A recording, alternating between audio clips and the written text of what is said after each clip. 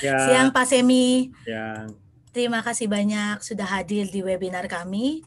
Hari ini kita akan membahas tentang CISSP, the killer domain and how to master them. Ini agak spooky gitu ya Pak ya, title-nya ya Pak, The killer.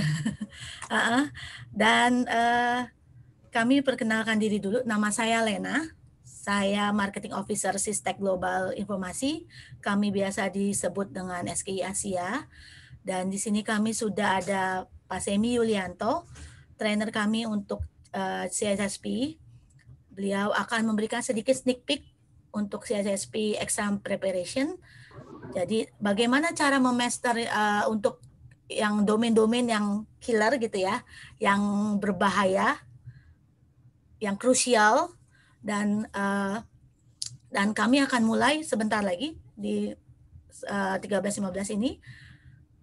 Untuk sesi tanya jawab juga nanti kami akan sertakan di setelah pemaparan dari Pak Semi.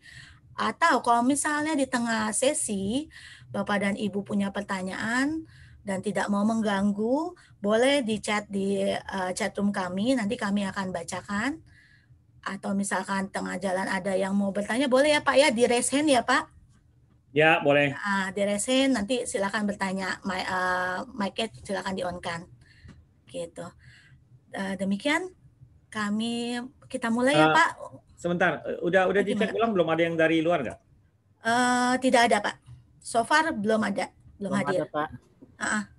Oke. Gitu. Jadi tadinya mungkin ada beberapa peserta dari luar negeri tapi belum join Pak sementara. Pak Semi mau mulai langsung aja? Ya, boleh. Boleh. Oke. Silakan Pak Semi. Ya, terima kasih atas waktu dan kesempatannya. Selamat siang semua. Assalamualaikum warahmatullahi wabarakatuh. Salam sejahtera. Untuk hari ini webinar ada waktunya dikasih sekitar 2 jaman. Mudah-mudahan kita bisa mengoptimalkan waktu yang 2 jam tadi ya. Oke, ini nanti ada saya sedikit kasih tahu dulu ya. Nanti sambil saya pembahasan kita ada sesi. Jadi agendanya hari ini adalah pertama kita akan bahas materi dulu ya. Ada 3 domain yang killer. Kita akan bahas, kemudian cara belajarnya, kemudian nanti baru ada semacam praktis tes yang nantinya bisa diikuti oleh seluruh peserta. Ya, jadi kita bisa lihat nih kira-kira latihan soal-soalnya seperti apa sih. Nah, ini kita bisa diskusikan lebih lanjut supaya bisa tahu di area mana aja yang harus kita fokuskan. Ya, sebagai informasi lagi ya, mungkin saya bawa ke ini dulu ya, ke perkenalan dengan CISSP sendiri ya. Jadi kalau Anda sebentar ini saya langsung mulai aja ya. Nah, jadi kalau Anda lihat di sini CISSP kepanjangan dari Certified Information System Security Professional ya. The world's premier cybersecurity certification ya. Nah, ini perlu Anda ketahui dulu bahwa yang namanya CISSP ini levelnya expert ya. Jadi bukan level pemula. Kalau saya ambil sebentar, saya buka ininya ya. Jadi nggak apa-apa langsung di sini juga nggak apa-apa. Jadi di IC Square, ini ada IC Square, kalau kita buka ada beberapa sertifikasi yang paling terkenal memang CISSP, kepanjangan dari Certified Information System Security Professional. Nah ini perlu saya tegaskan lagi bahwa ini adalah sertifikasi level advanced to expert, ya, yang membutuhkan pengalaman minimal 5 tahun, ya. Jadi untuk kalau Anda pengalamannya 5 tahun, belum 5 tahun gimana? Bisa ujian ya. Kalau lulus Anda dapat gelarnya IC Square Associate, bukan CISSP ya. Kemudian juga ujiannya sementara ini masih di testing center ya, belum ada di online exam, masih aja di uji coba ya, belum ada kepastian ya. Nah, kemudian kalau Anda lihat di sini kalau kita lihat di websitenya, your pathway to certification itu biasanya dijelaskan who earns the CISSP ya. Jadi dijelasin di sini bahwa the CISSP is ideal for experienced security practitioner, managers, executives interested in improving their knowledge across a wide array of security practices and principles, including those in the following positions. Seperti misalnya CISO, CISO, Chief Information Security Officer, Chief Information Officer, Director of Security, IT Director or Manager, Security System Engineer, Security Analyst, kemudian Security Manager, Security Auditor, Security Architect, Security Consultant, dan Network Architect. Nah, ini adalah posisi-posisi yang mungkin membutuhkan istilahnya credential yang memang mendukung apa istilahnya kesehariannya di bidang information security dan cyber security ya. Nah, ini juga di CISSP ini udah ngikutin direktifnya dari US Department of Defense DoD, direktif 8570.1 di mana ini kalau kita klik ya standarnya seperti ini ya. Jadi memang DoD itu memasang standar mereka ya, di mana kalau kita lihat di sini itu masuk ke level CISSP ini masuk ke level IEM ya, jadi Information Assurance Manager level 2. Kita lihat di sini CASP, CISSP or Associate ya, kemudian masuk di Information Assurance Manager level 3 ya. Juga masuk di CISSP ini CISSP Information Assurance Technical ya level 3. Jadi mulai dari sini level 3 ya, IAT level 3 ya. IAT itu kepanjangan dari Information Assurance Technical, kemudian Information Assurance Manager level 2, level 3. Kemudian juga di level 2 dari Information Assurance Security, kalau nggak salah saya ini specialization ya. Jadi ini expert level ya, sama level 3 ya. Nah, jadi kalau dilihat mungkin bisa di mute aja yang lain ya, supaya nggak terganggu ya. Oke, jadi sangat-sangat disarankan untuk orang-orang yang posisinya seperti CISO dan sebagainya ini untuk mengambil sertifikasi CISSP ya. Nah, kemudian di keduanya register and prepare for the exam. Nah, ini yang akan kita bahas mengenai bagaimana kita prepare for the exam ya. Ini ada 8 domain ya. Nanti akan kita bahas lebih detail ya. Nah, jadi untuk sertifikasi level ini adalah level, kalau dilihat dari level dari sertifikasi CISSP ini adalah advanced to expert, tapi lebih masuk ke expert level ya. Jadi karena domainnya lumayan luas ya Pak ya. Jadi kalau kita lihat Bapak Ibu ada 8 domain dari mulai security and risk management sampai ke software development security. Oke. Nah, itu untuk introduction. Silakan kalau ada yang mau nanya. Bapak Ibu ada yang mau nanya?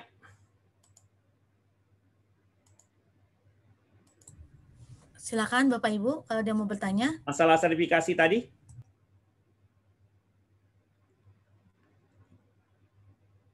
Tidak ada? Oke, kalau tidak ada saya akan masuk ke materi kita ya. Jadi soalnya banyak yang sebelumnya mikir CISSP ini levelnya level dasar ya.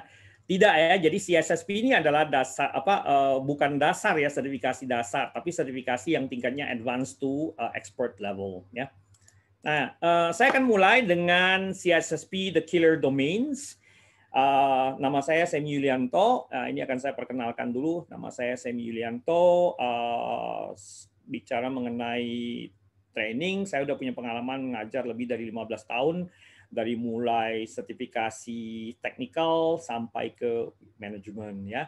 Jadi kalau ada pertanyaan-pertanyaan yang berhubungan dengan sertifikasi yang tidak berhubungan dengan CISSP silakan juga ya, karena saya punya pengalaman juga dalam membahas beberapa materi information security IT security, cyber security, dan governance. Ya, oke. Without further ado, saya akan masuk ke materi kita. Jadi CISSP CBK ini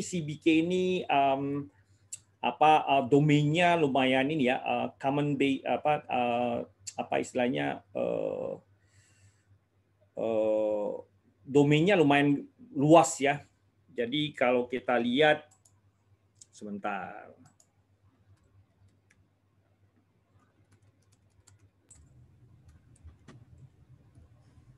Jadi common body of knowledge ya di sini ada 8 domain ya. Pertama security and risk management. Kemudian kedua itu asset security, kemudian kita ada security architecture and engineering, kemudian ada materi atau topik communication and network security. Ini domain keempat, domain kelima dan seterusnya identity and access management. Kemudian security assessment and testing, security operations dan software development security. Nah, oke. Nah, dari 8 domain ini sebenarnya awalnya itu ada 10 domain tapi ini diringkas menjadi 8 domain tapi sebenarnya kontennya sama aja ya. Nah, kita lihat the killer domains. Nah, apa aja killer domains-nya? Ini ada 3 domain yang saya pilih ya, jangan usah banyak-banyak, kalau 4 juga nanti makin pusing ya. 3 aja udah pusing apalagi 4 ya. Pertama security and risk management. Kedua itu security architecture and engineering sama security operations. Nah, ini kita akan bahas kira-kira materi apa aja sih yang kita bahas di dalam security and risk management. Oke. Nah, saya sambung dulu dengan saya akan buka di security and risk management ya. Ini ada yang nanya tes CISSP teori atau praktek ya. Ini saya langsung baca aja nggak apa-apa dari Pak Wisnu. Ini kebanyakan ini memang kalau untuk tes CISSP ini teori Pak ya, Pak Wisnu ya. Tidak ada praktikumnya. Nah, kemudian berapa lama kira-kira waktu persiapan untuk exam?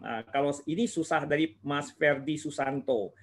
Kalau ditanya berapa lama kira-kira waktu persiapan exam, ini tergantung kesiapan Anda ya.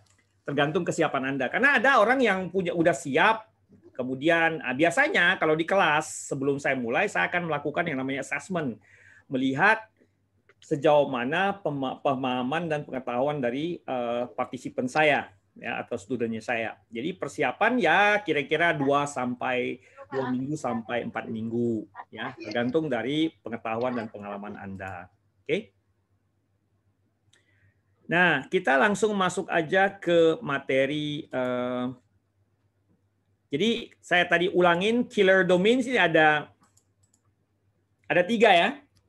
Kenapa ini killer domain ya? Kalau ditanya mungkin ada yang nanya nih, kenapa kok dibilang killer domains? Ya, killer domain karena emang killer dia, karena susah domainnya. Jadi nggak banyak orang yang bisa punya skor bagus di sini, security and risk management, karena ini konsep sekali. Ya, jadi Anda harus tahu security, Anda tahu risk management, kemudian di domain ini domain 1 ya, domain 3 itu security architecture engineering. Ini banyak sekali istilah-istilah. Nanti saya akan tunjukin beberapa istilah.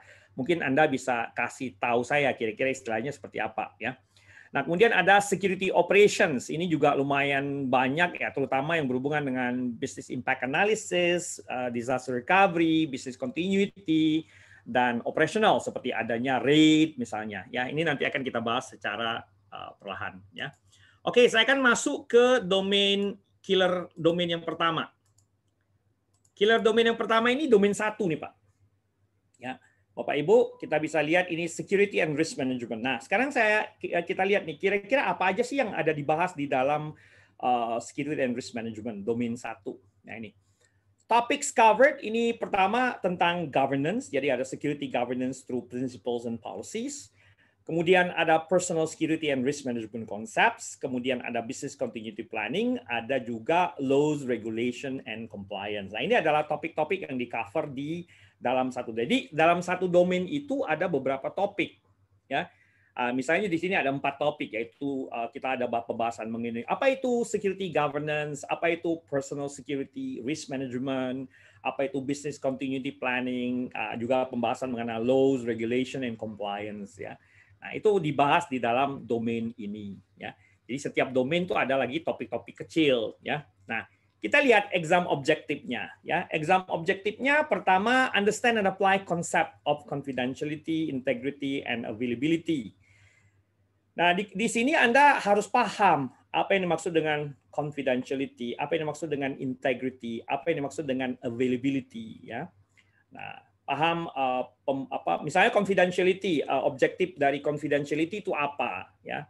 Memastikan bahwa yang namanya kerahasiaan itu dijaga, ya kan gitu ya. Kemudian integrity, memastikan bahwa informasi itu integritasnya terjaga dan availability-nya, ketersediaannya juga terjaga. Nah, kemudian selain itu juga ada pembahasan ini based on exam objective, evaluate and apply security governance principle. Jadi Anda harus tahu yang namanya security governance, ya. Apa itu yang maksud dengan security governance? Misalnya ada pembahasan mengenai di sini juga ada pengembangan, misalnya develop, document and implement security policies, standards, procedures, and guidelines. Ini masuk governance sih sebenarnya. Salah satu yang dibicarakan di governance ini prinsipal mengenai misalnya due care, due diligence, atau misalnya struktur organisasi dari information security. Nah, kemudian juga dibahas mengenai apa itu security policy, bentuknya bagaimana, standard, procedures, dan guidelines. Anda juga mesti paham tentang jadi pemahaman, ya, understand and apply threat modeling concept and methodologies. Contohnya STRIDE, konsep threat modeling dari STRIDE atau DREAD misalnya. Bahkan pemahaman mengenai dan juga pengaplikasian dari risk-based management concept to supply chain misalnya. Kemudian juga contribute to and enforce personal security policies and procedures. Jadi bukan cuma pembuatan, tapi juga bagaimana kita bisa mengenforce security policy yang berhubungan dengan personal dan procedures. Ya, kemudian juga understand and apply risk management concept. Jadi Anda harus paham yang mengenai risk management dan bagaimana mengaplikasikan risk management concept itu sendiri. Tadi sedikit saya bahas mengenai business continuity, ya.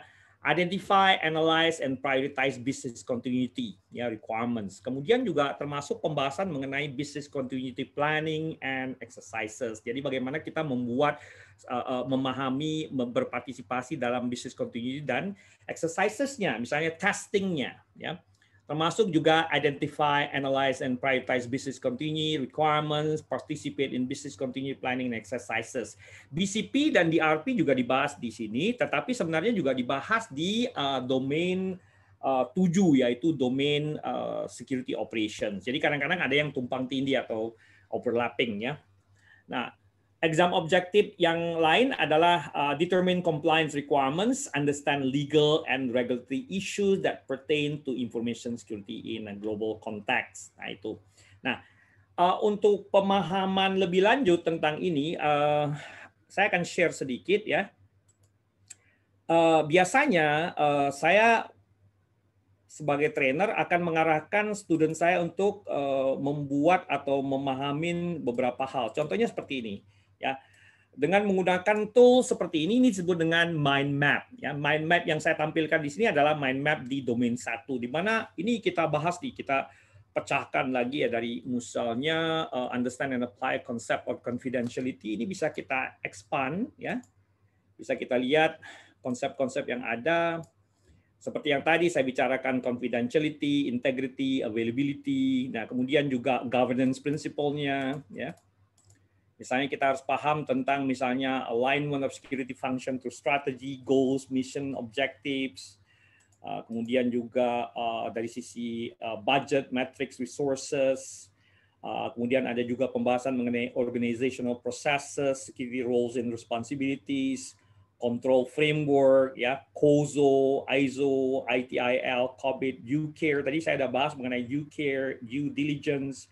Dari sisi governance, kemudian ada dari sisi compliance, kita ada juga beberapa hal seperti misalnya legislative and regulatory compliance, beberapa hal seperti safe harbor, privacy requirements, compliance, misalnya di Indonesia, kebetulan ini pembahasannya kebanyakan di US, ya, HIPAA, GLBA, PCI DSS, ya, kemudian ada beberapa hal lagi, misalnya Anda juga mesti paham tentang beberapa legal and regulatory issue that pertain to information security in global context, seperti misalnya apa itu computer crimes, licensing, intellectual property, seperti adanya copyright, ya, dan beberapa jenis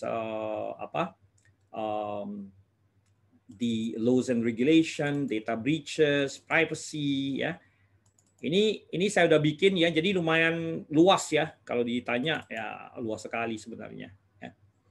Jadi biasanya dengan menggunakan mind map sebagai salah satu tool, kita bisa berfokus ke area-area yang mungkin akan ditanya di dalam di ujian ya. Oke, nah ini kalau kita ini kan jadi luas sekali nih ya. Oke, nah ini.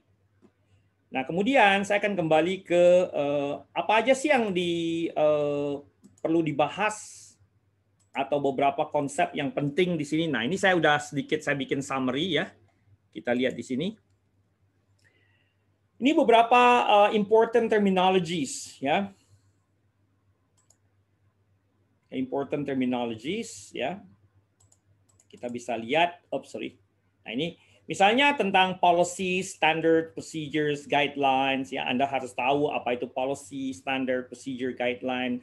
Tahu juga pemahaman maksudnya Anda juga harus paham tentang apa itu risk, apa itu threat, apa itu vulnerability, apa itu impact.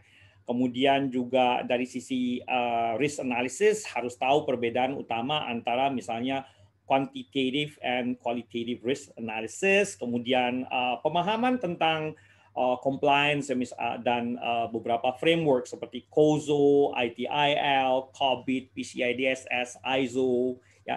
Tapi ini nggak terlalu harus dalam pemahamannya tentang apa itu COSO, ya minimal tahu apa COSO itu apa, untuk apa ya, PCI DSS itu untuk apa ya.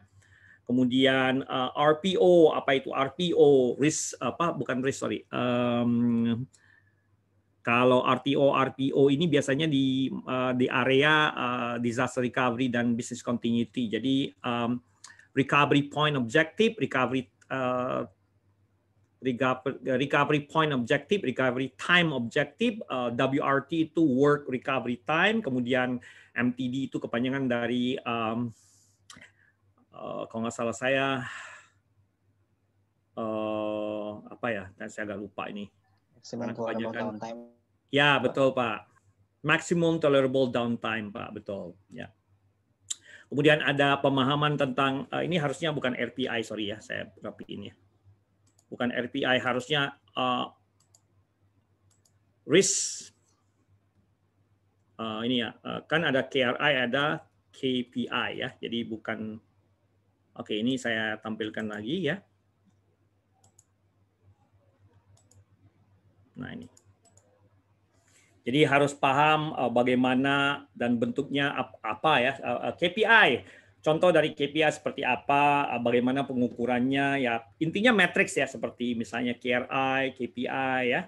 Nah juga beberapa terminologis yang mungkin Anda harus pahamin juga di sini. Contohnya terminologi dan formula seperti risk itu sama dengan threat times vulnerability times impact. Kemudian apa itu residual risk, apa itu inherent risk, apa itu controls. Nah, harus tahu juga perbedaan utama antara misalnya safeguards dan misalnya countermeasures. Kalau safeguard itu yang udah ditempatkan sebelum ada insiden, sedangkan yang namanya countermeasures biasanya ditempatkan setelah adanya kejadian atau insiden. Nah, termasuk rumus-rumus seperti single loss expectancy, annualized loss expectancy, kemudian maximum tolerable downtime, dan beberapa yang lain. Ya.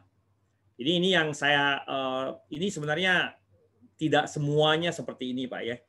Ini kayaknya ada yang mungkin Mbak Lena bisa sambil bacain itu, kayaknya ada yang nanya tapi tidak bersuara. Oke, di chat room. Di chat room. Siapa yang membuat planning security risk management Pak? Itu pertanyaan pertama dari Pak Wisnu. Terus yang kedua juga dari Pak Wisnu juga. Apa tantangan security risk management terhadap industri financial? Sebentar, saya lihat ya. Wah, ini panjang nih. Dari Mas Mas ini, Pak Wisnu ya, siapa yang membuat planning security risk management? Nah, kalau untuk risk management biasanya ada tim dari risk management itu sendiri. Kalau tidak, biasanya minimal ada CISO, Chief Information Security Officer, ya. Dia yang melakukan yang namanya untuk planning security risk management. Kemudian apa tantangan security risk management terhadap industri? Nah, kalau ditanya masalah tantangan mah banyak ya, banyak sekali. Bicara mengenai risiko itu kan ada, kalau kita bisa lihat risiko itu kan bisa dipecah-pecah menjadi yang namanya business risk, ada juga yang berhubungan dengan financial risk atau misalnya operational risk dan technical risk. Nah, kalau industri finansial sih luas sekali ya, jadi agak susah saya jawab di sini ya. Karena emang kalau bicara mengenai finansial, salah satunya adalah dari sisi yang namanya digital ya. Jadi perpindahan antara transaksi-transaksi yang umumnya klasik ya, jadi legacy, jadi aplikasi juga gitu ya. Migrasi dari aplikasi yang monolitik misalnya ke migrasi yang berhubungan dengan microservices, itu juga masuk ke dalam security risk yang berhubungan dengan security risk management terhadap industri finansial. Jadi banyak sih sebenarnya perubahan platform, perubahan cara kerja, operasional itu masuk semua, Pak. Ya. Oke. Jadi saya kembali ke ini tadi. Jadi ini adalah beberapa hal yang mungkin Anda harus tidak semua sih ya, jadi ini beberapa aja sambil some important terminologies like seperti Anda harus tahu itu apa itu policy, standard, procedures, guideline, tahu apa itu risk, apa itu threat, apa itu vulnerability, apa itu impact, kemudian risk analysisnya dengan menggunakan 2 cara atau mungkin 3 cara ya, yang semi quantitative risk analysis ya. Jadi ini bisa kuantitatif ya, kualitatif dan semi. Jadi saya tambahin aja di sini ya. Ini bisa kuantitatif, kualitatif, dan semi.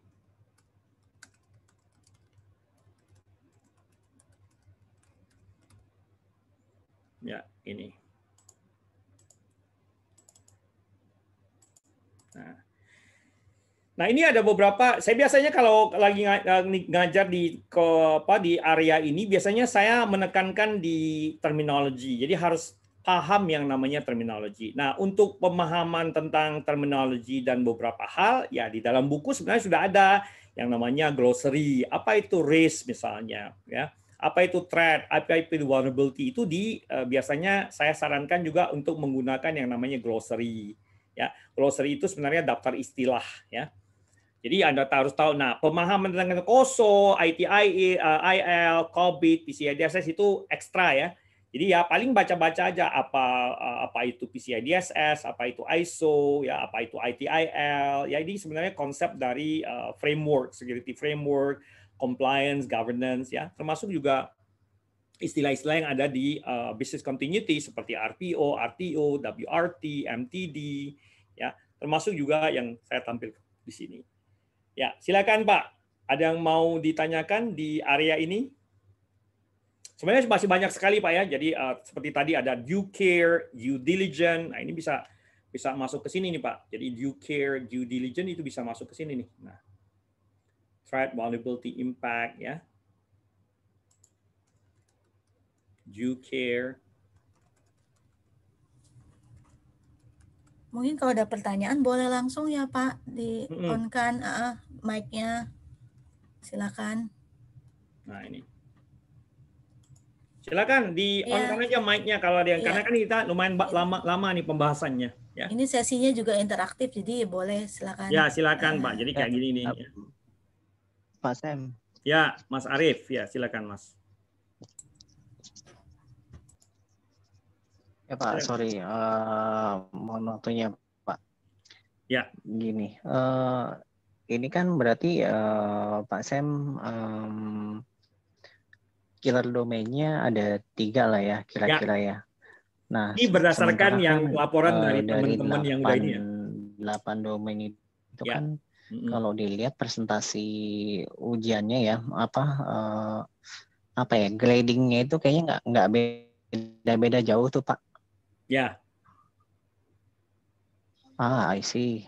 Oke, nah itu aja sih Pak, mungkin karena kan gradingnya di atas 10% semuanya, itu bedanya juga tipis-tipis gitu ya, mungkin juga cuma sekitar 2%, 3% sampai 5%. Ya, betul. Karena itu sebenarnya itu lebih ke arah domain coverage, weight-nya yang ada di ujian, Pak.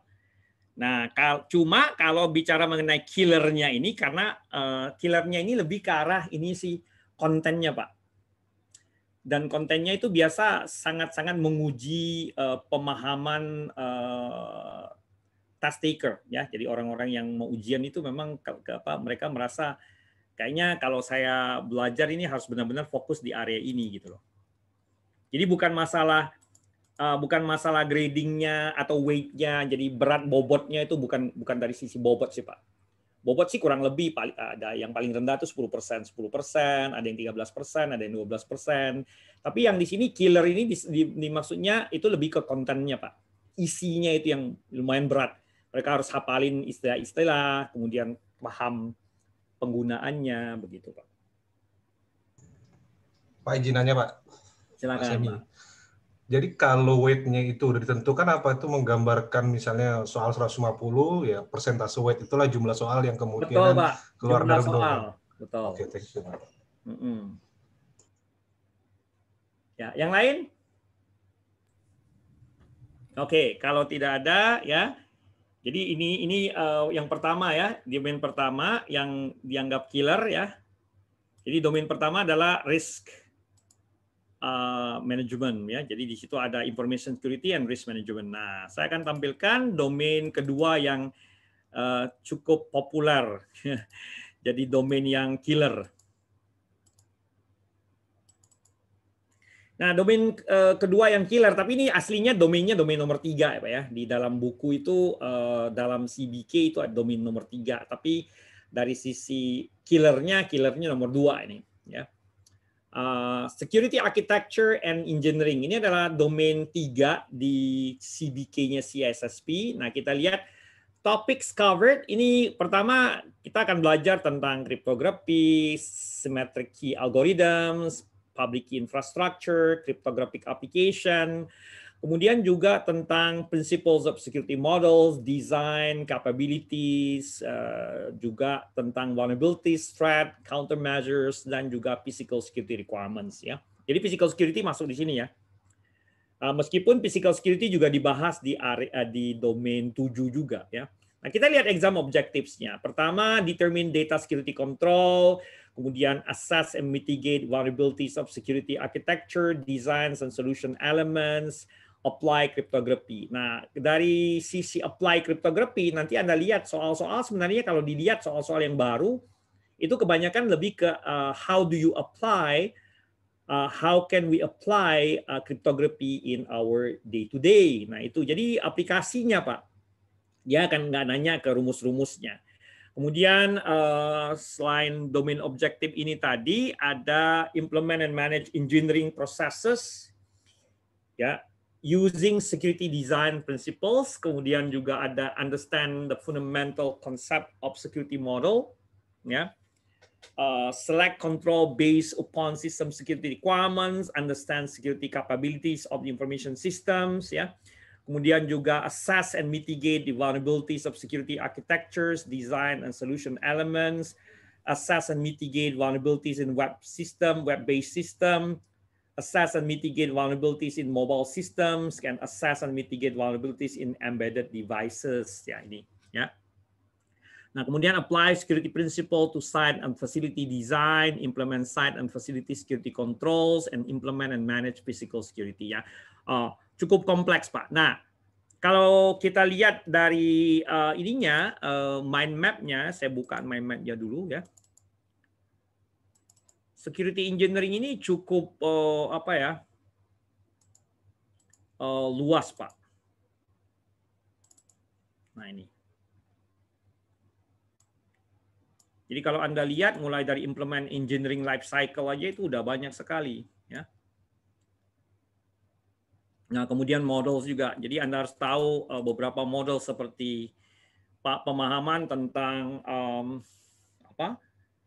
beberapa enterprise security architecture, kemudian security model seperti ada yang namanya state machine model, multi-level lattice model, non-interference model, matrix-based models, information flow models, ya kemudian juga examples-nya contoh seperti ada pembahasan mengenai Bell LaPadula, Biba, Clark Wilson, Lipner, Brewer, ya, atau Chinese Wall, Graham Dennings, dan yang lain-lain. Jadi luas sekali ini Pak konsepnya. Makanya kebanyakan partisipan saya itu pengalaman ya, mereka merasa susah untuk belajarnya ya. Jadi biasanya saya akan mengarahkan mereka menggunakan beberapa study tool seperti contohnya di sini adalah mind map ya. Nah, kita kembali ke ininya slide ya.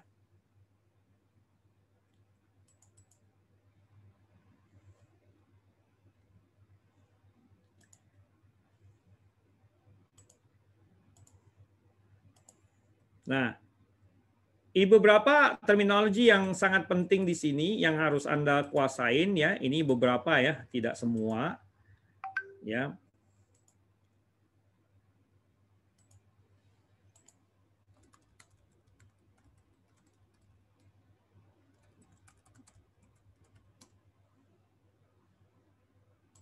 Ya, oke. Kita lihat ada beberapa terminologi. Nah, some important terminologies ini based on yang ada di dalam domain ini, Pak ya.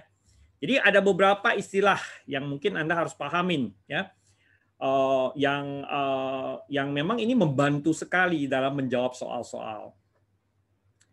Coba siapa yang tahu kira-kira apa itu sandboxing, apa itu abstraction, apa itu segmentation, apa itu compartmentalization dan code restriction. Nah ini. Mungkin Bapak-Bapak ada yang bisa coba ketik aja di itu, Pak. Tapi jangan googling, Pak ya, kalau bisa ya. Kalau bisa. Kebanyakan sih pasti googling nanti ini. Nah ini adalah beberapa istilah yang mungkin dalam, kalau Anda belajar security secara basic, mungkin nggak pernah dengar ini istilahnya. Ya. Misalnya Pak Wisnu nih, saya tanya. Pak Wisnu tahu yang dimaksud dengan sandboxing, Pak? Halo Pak, Pak Wisnu, Pak Dani, Pak Arif mungkin yang lain, teman-teman yang lain. Saya nggak bisa lihat nama semua sih, makanya agak susah. Coba siapa yang bisa jawab? Apa itu sandboxing ya? Apa itu abstraction, segmentation, compartmentalization, dan code restriction? Nah ini kayak gini-gini Pak. Gampang-gampang susah nih Pak. Jadi kalau Anda ujian dikasih pertanyaan seperti ini, pasti nebak-nebak jawabannya kalau emang nggak tahu ya. Ya. Gimana? Ada yang berani?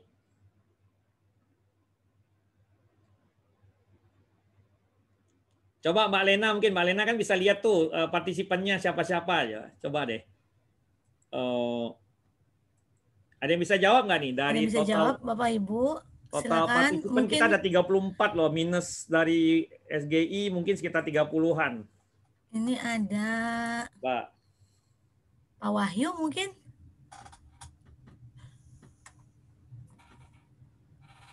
Pak Wahyu, Bu Sylvia, Pak Wisnu. Ya, coba.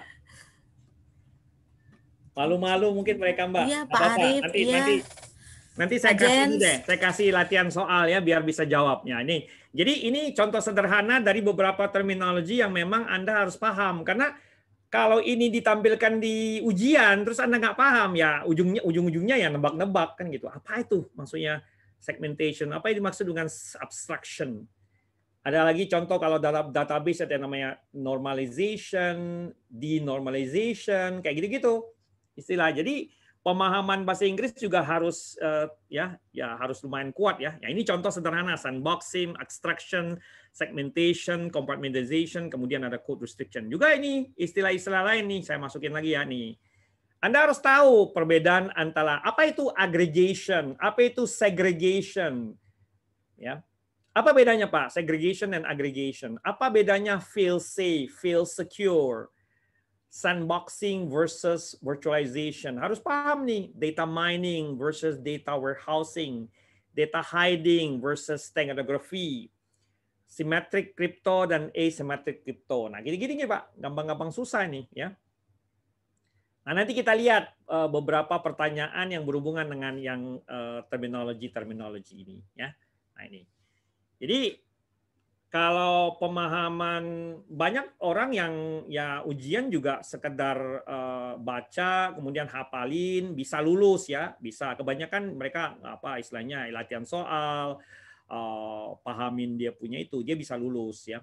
Tapi beda lagi karena kan gini, karena di CISSP ini yang dituntut bukan masalah hafalannya, tapi lebih ke arah bagaimana Anda bisa mengaplikasikan satu ilmu tertentu itu ke dalam kegiatan di information yang berhubungan dengan information security, garis miring cyber security secara umum sehari-hari. Misalnya nanti ada pertanyaan tentang penggunaan kriptografi atau aplikasi dari kriptografi, ya. Nah, kayak gitu-gitu, Pak. Jadi bukan cuma sekedar yang diuji di sini, bukan cuma sekedar dari sisi konsep saja, tetapi aplikasi. How do you apply the knowledge? Itu, ya. Oke, kalau nggak ada pertanyaan, ya. Ini kira-kira ada pertanyaan nggak nih di domain kedua ini? Nih, dari sisi beberapa yang saya tampilkan di sini. Mungkin nanti ada pertanyaan, saya akan kasih interaktif, ini ya tes ya, supaya nanti bisa sama-sama lihat. Ya, kalau skor Anda di interaktif tes misalnya kurang dari 70%, harus banyak belajar lagi tuh nanti. Ya, oke. Ya, saya ada pertanyaan Pak? Kalau nggak ada pertanyaan, saya lanjutkan dulu ya. Baru nanti kita diskusi masalah ini. Nah, salah satu, jadi selain yang tadi saya gunakan itu, saya menggunakan yang namanya apa nama tuh yang disebut dengan mind map ya. Saya juga menggunakan ini mind mapnya saya ya. Ya, misalnya security engineering. Nah, selain ini juga saya bikin biasanya untuk membantu proses belajar mengajar dan sebenarnya dari partisipan atau peserta juga bisa buat materi-materi seperti contohnya di sini. Saya bikin semacam notes ya, notes-nya seperti begini nih. Misalnya dari sisi kriptografi. Nah, kriptografi itu ada bisa di-summarize seperti ini misalnya ya. Sebentar saya tunjukkan. Misalnya gini nih, saya bikin summary, misalnya summary dari sisi kriptografi. Ini penting juga nih, seperti ini nih. Ya. Nah, kriptografi simetrik, perbedaan utama antara simetrik dan asymmetric. Nah, kemudian juga saya juga bikinkan algoritmenya, misalnya ada DES, triple DES, Advanced Encryption Standard dan sebagainya. Nah, ini satu. Selain itu juga ada untuk security model misalnya. Ini kan ada pembahasan mengenai security model. Tadi itu kan saya sudah sampaikan ada istilah-istilah itu Biba, Bell LaPadula, Clark Wilson. Nah, ini dibikin summary-nya, Pak. Karena kalau di buku ya, kalau di buku agak susah kita bacanya per paragraf kan. Nah, ini biasanya saya bikin model summary-nya lagi atau biasanya saya kasih tugas untuk siswa membuat semacam security model summary ya. Termasuk juga jadi ada model name-nya, type-nya, main focus-nya. Misalnya contoh ada state machine, ada information flow, ada lattice, main focus-nya apa, features-nya apa, contoh-contohnya apa, misalnya examples-nya apa. Ya, ini juga bentuk dari notes itu sendiri. Nah, oke. Nah, itu adalah beberapa tool yang digunakan untuk membantu siswa lebih paham tentang ini ya. Tentang materi. Oke. Nah, selain itu juga ya kalau memang nggak ada pertanyaan saya akan masuk ke chapter berikutnya yaitu chapter 3 ya. Nah, habis itu kita akan masuk ke ini nanti ya, latihan soal. Nah, killer domain ketiga yaitu security operations. Kenapa security operation ini di CBK itu domain nomor 7 ya. Nah, domain nomor 7, security operation. Kenapa? Karena emang luas sekali nih pembahasannya. Bukan karena kontennya juga, ya, karena lumayan luas ya, coverage-nya itu luas sekali. Kita lihat, Topics covered, ini managing security operation, preventing and responding the incident, jadi ada disaster recovery, di disaster recovery planning, incident response, security operation sendiri, kemudian ada pembahasan mengenai investigation and ethics. Kita lihat exam objektifnya, macam-macam nih. Mulai dari securely provisioning resources, understand and apply fundamental security operation concept, apply resource protection techniques, implement and support patch and vulnerability management, understand and participate in change management processes, kemudian address personal safety, security concern, conduct logging and monitoring activities, conduct incident management, operate and maintain detective and preventive measures, kemudian juga tentang collect security process data, implement the recovery strategy. Jadi pembahasan mengenai disaster recovery, implementasinya, testingnya, ini dibahas di sini, termasuk juga investigation, misalnya you need to understand and support investigation, requirement for investigation types, kemudian juga pemahaman tentang professional ethics ya. Nah ini, jadi domain objektifnya lumayan banyak ya. Nah kita lihat beberapa terminologies yang paling sering muncul di dalam soal-soal yang berhubungan dengan domain 7 ini atau domain security operation. Seperti contohnya Anda harus paham rate levels, seperti contoh rate 0, ya, rate 0, rate 1, rate 3, 4, 5, 6. Kemudian ada juga tentang nested rate level, seperti rate 1 plus 0 and 0 plus 1. Kemudian pemahaman tentang apa itu electronic vaulting, apa itu remote journaling. Ya. Nah, kemudian juga tentang replication, ya, harus tahu yang namanya replication, mirroring, perbedaan utama antara SAN dan NAS, kemudian ada namanya continuous protection, ya, continuous namanya continuous apa ya, lupa saya namanya, continuous protection ya. Sebentar, saya coba buka dulu yang dokumen aslinya ya, sebentar.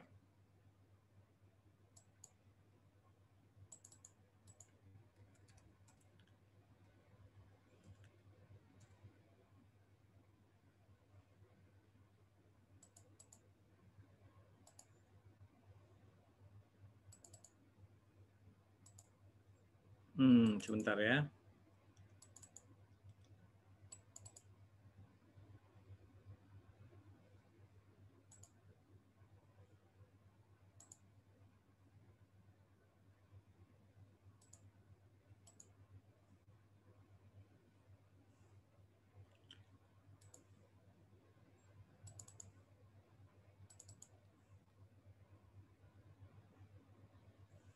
Ya, yang namanya continuous data protection. Sebentar, saya perbaiki dulu ya ininya ya. Jadi ada yang namanya continuous data protection atau CDP ya. Nah ini konsep-konsep seperti ini Pak ya. Jadi ya. Some important terminologies termasuk replication, apa itu replication, mirroring, SAN versus NAS, ya, continuous data protection atau CDP.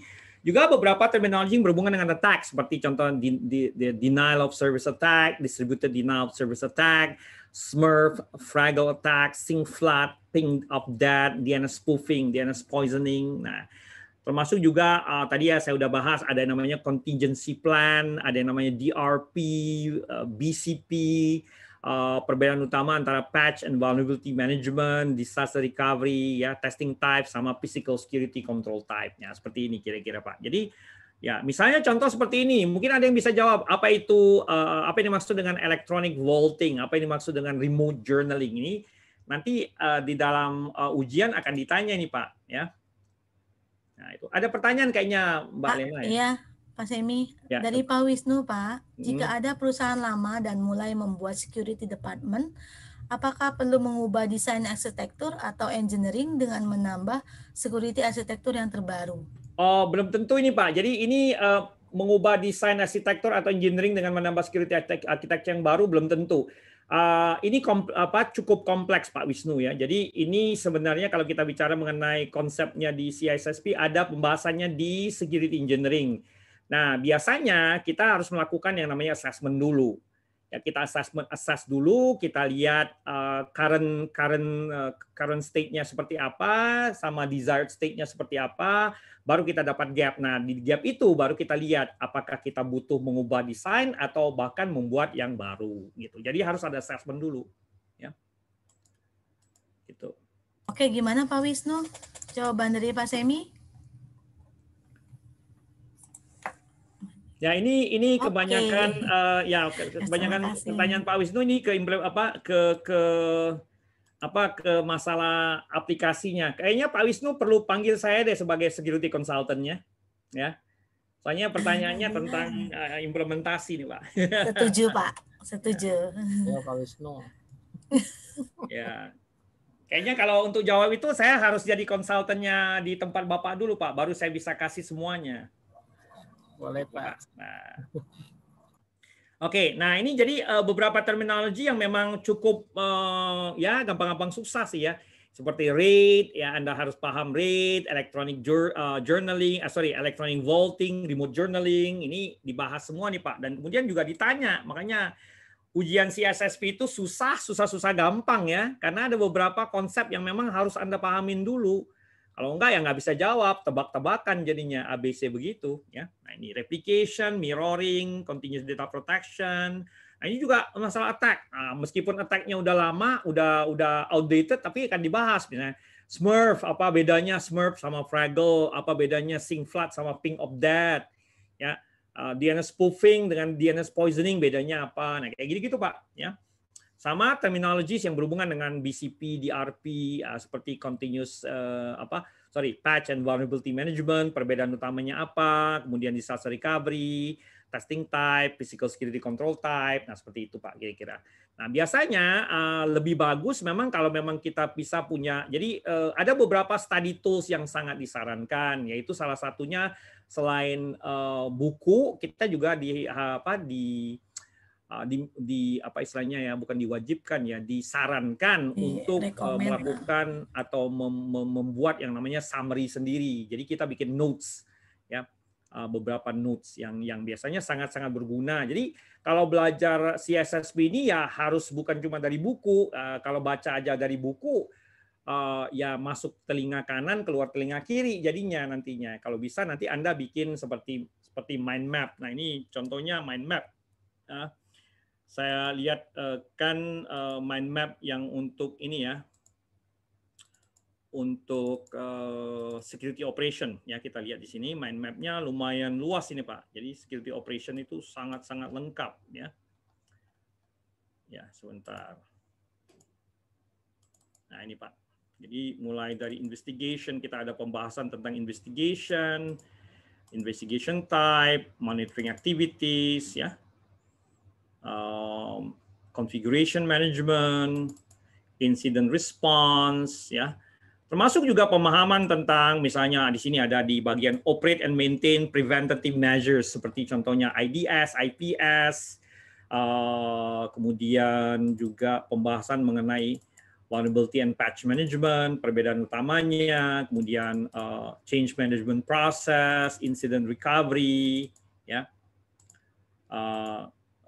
Implementing recovery strategies, disaster recovery plan, kemudian implement disaster recovery processes, ya seperti itu kira-kira. Nah, jadi biasanya saya sangat menyarankan student atau partisipan itu membuat summary sendiri untuk mempermudah cara maksudnya cara belajarnya itu masing-masing student kan beda, ya.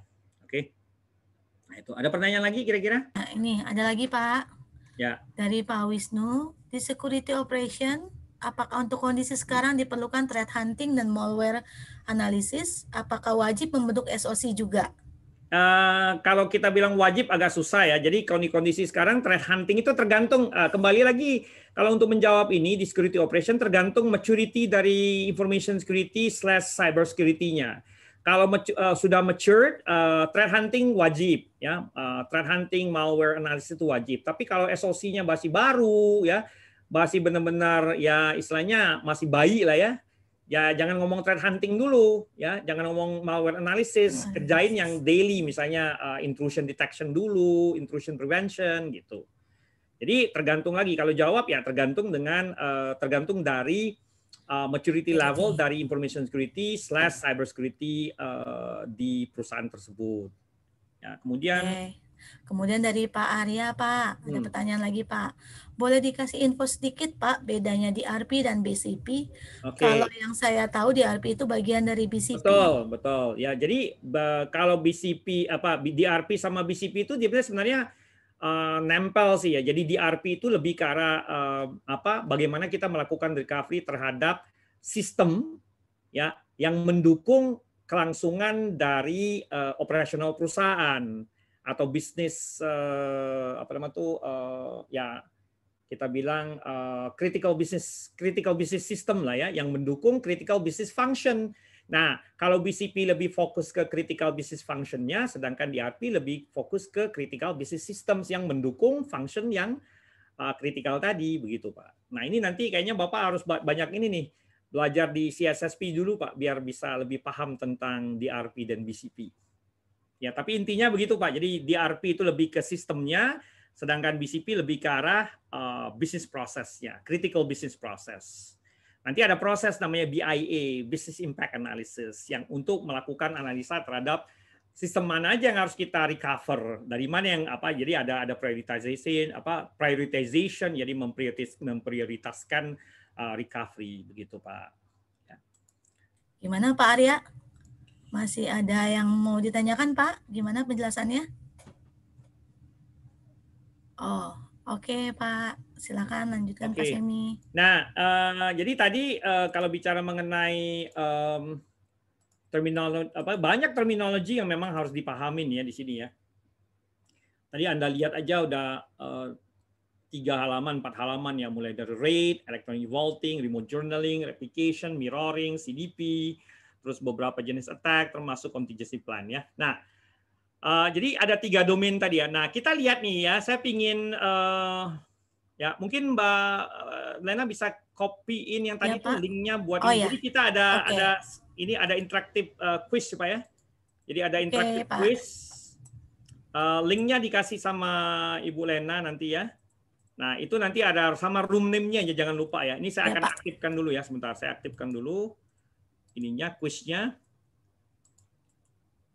Supaya nanti bisa. Nah, ini interaktif ya Pak ya. Jadi Bapak bisa menjalankan quiz ini. Tapi ngikutin, kita ikutin ini teacher ya. Jadi saya akan mengarahkan Anda.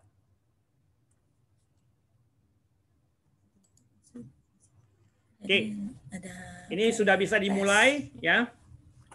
Nah, kita akan mulai dari yang pertama. Ini kayaknya ada yang nanya lagi ya Mbak ya. Oh ya udah. Oh enggak ada, udah Pak. Oke. Nih, silakan kita sama-sama ngerjakannya, ada 20 soal untuk the killer domains. Nah, silakan yang bisa menjawab ya. Ada 30 student silakan, ada 30 peserta silakan yang mau coba. Salah nggak masalah kok. Ada 20 soal. Ini semuanya mengcover 3 domain killer tadi. Coba deh. Sama sekali gue nggak ngerti. Saya bacakan ya, nomor 1. When all of the security requirements in a security strategy are combined, they must A. Be acknowledged by all employees. B-nya provide for total elimination of risk. C-nya provide for adequate overall risk mitigation. Kemudian D-nya atau D-nya be accepted by departmental management. Nah, saya mau lihat nih. Yang lain kayaknya baru 2 nih orang. Itu kelihatan. Ya, kita silakan. Itu udah 6 orang ya. Cuma ada 10, ada 30 orang yang ikut ini. Teman-teman yang lain mana nih? Katanya mau ikut CISSP. Bentar, Pak Arif bilang baru login, Pak. Oh, oke. Silakan. Saya mau lihat nih kira-kira jawabannya gimana. Nanti jangan ditulis jawabannya di chat room, Pak. Bapak klik jawabannya, jangan ngomong ke saya. Bapak isi jawabannya di ininya, di formnya. Udah room name-nya udah ya? Sudah Pak Semi. Ya, oke. Jadi itu ada Sokratif ya, room name-nya CSSP 2021. Nah, nanti tinggal Anda jawab aja. Gimana? Nggak dongol, Yang Pak, lain bagi ini. saya. Kenapa? Ya Pak Dani, gimana Pak? Menggunakan, dia belum tahu menggunakan ininya. Oke, Bapak HP tinggal Mas ini Dan. aja kok Pak. Bapak Oke, tinggal HP. Oh, I see. Login Pak. Oke, Bapak masukkannya room name terus kasih nama Bapak. Room name-nya yang sesuai dengan dikasih sama Ibu Lena ya. CSSP 2021. Nanti Bapak masukkan nama Bapak. Gak apa-apa, saya tidak reveal kok. Ya, jawabannya siapa yang benar. Baru 13-14 orang nih dari total 18 orang. 18 yang baru login Pak. Ya. Silakan, saya kasih waktu. Silakan Bapak dan Ibu di login. Sudah ada di chatnya.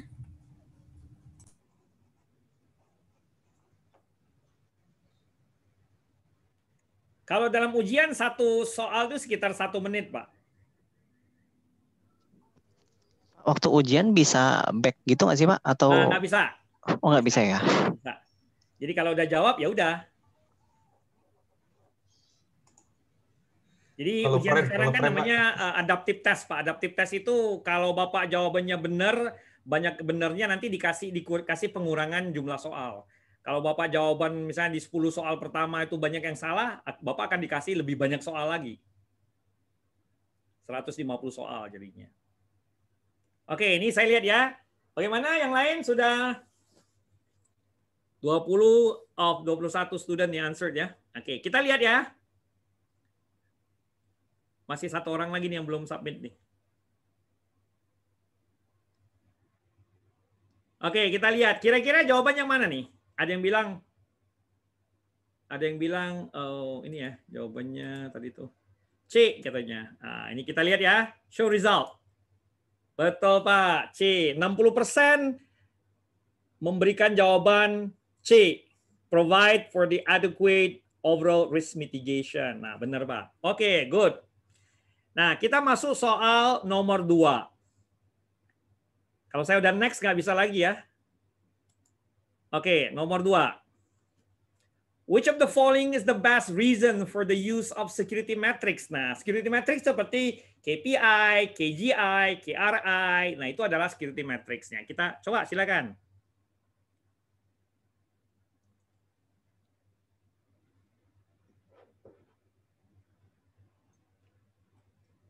Ini masih di domain 1 ya, masih domain information security and risk management.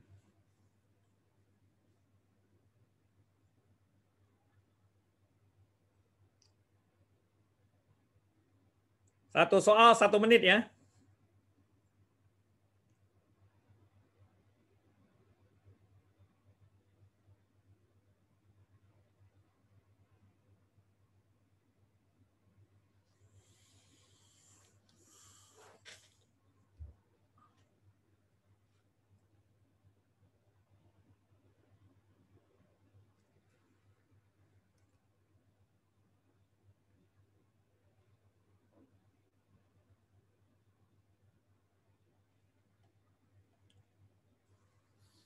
Jangan kelamaan mikirnya. Terus juga kalau di ujian ya jangan merasa jangan berpikir di 2 ini. Misalnya contoh, kalau nggak A, C. Jadi jangan ada kalaunya. Jadi harus fix. Kalau memang A ya A, ya udah jangan pilih C gitu. Dan kalau bisa, kalau udah first thought-nya, misalnya contoh di pemikiran pertama udah A, ya udah A, stick to A, jangan pindah-pindah. Bagaimana? Saya kasih beberapa detik lagi.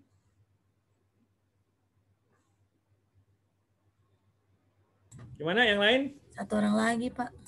Ini kayaknya suka gini nih, kayak 21 of 22 padahal sebenarnya udah ya udah nggak apa-apa. Ya. Kita buka ya jawabannya ya. Ada yang berani jawab nggak di sini? Oke, harusnya apa nih kira-kira? Kalau kita best reason for the use of security metric, ini ada yang jawab D mungkin. Masih pakai mungkin. Ya, kita lihat ya, show result ya. Oke, yang benar adalah alpha. They ensure that the organization meets its security objectives. Itu yang benar. Oke. Nah, berarti masih banyak yang salah nih saya lihat. Oke, next question-nya nomor 3. Ya, baca pelan-pelan nih Pak. A risk assessment report recommends upgrading all perimeter firewalls to mitigate a particular finding. Which of the following best support this recommendation?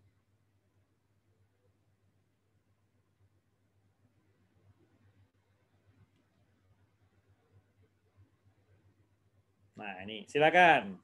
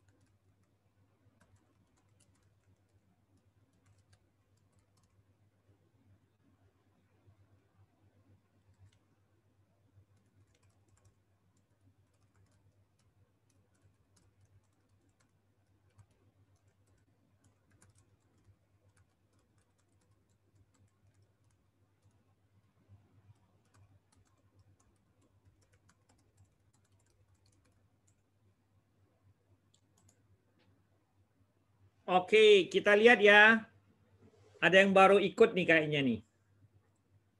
23 ya, 21 out of 23 students answered ya. Gimana Pak? Kita buka kira-kira yang mana nih?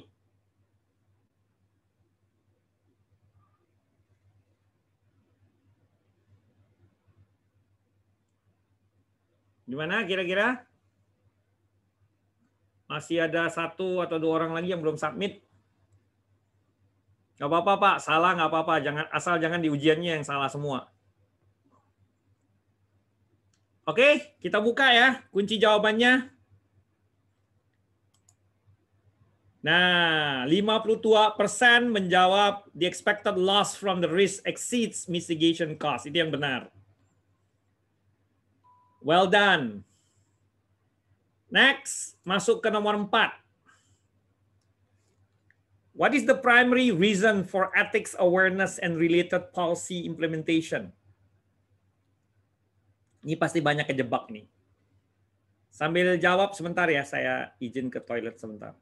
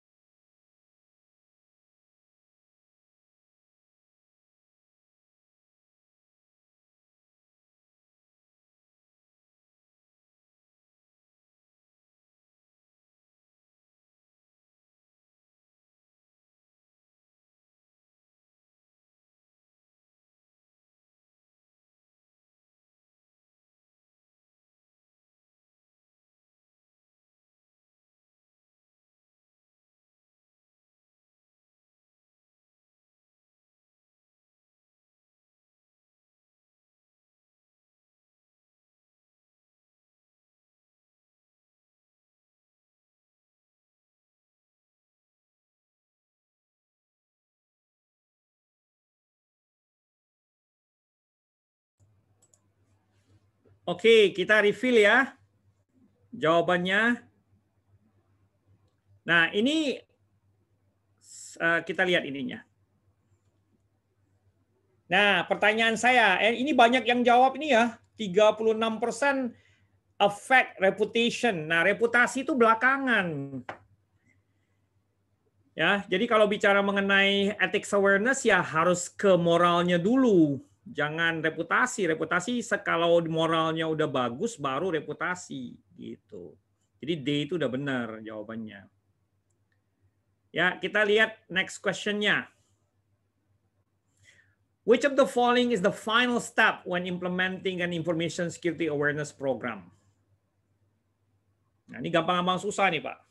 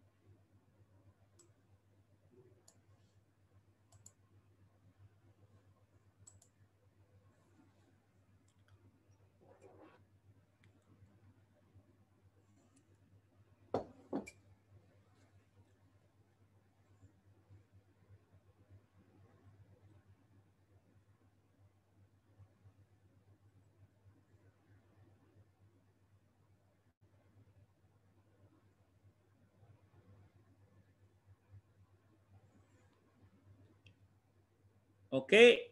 Nah, kira-kira apa nih, Pak? Yang ini, apakah measure the effectiveness atau identify area not covered in the future program atau yang mana nih? Ya, gampang-gampang susah nih, Pak. Jadi final step untuk kalau kita mau implementasi information security awareness program harus apa nih? Nah, kita reveal ya. Masih satu orang lagi sini ya. Coba kita buka jawabannya apa ya. Oke, kita buka ya. Hah, ini pasti kejebak semua. Kelihatan ya, kejebak semua ya. Tuh. Terjebak. Nah, ini yang tidak ada terpikirkan. Kadang-kadang mereka ya kebanyakan pasti milihnya A, measure the effectiveness, tapi bukan itu, bukan final. Justru yang final itu identify areas not covered for future program. Ya, bahkan nggak ada ya satu pun yang jawab ini. Ya, kejebak ya. Oke, masih ada satu lagi untuk killer domain nomor 1 ini. Kita lihat nomor 6. Which of the following most influences the design of the organization's electronic monitoring policies?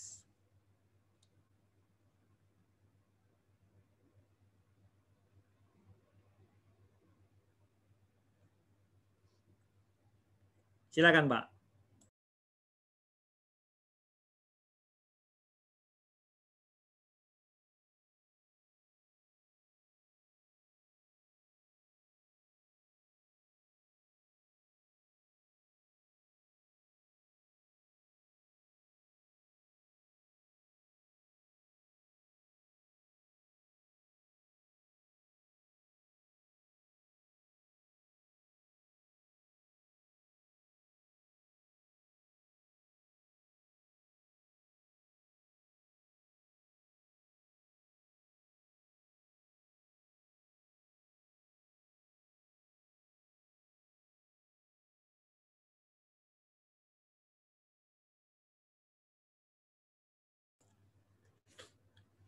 Bagaimana yang ini?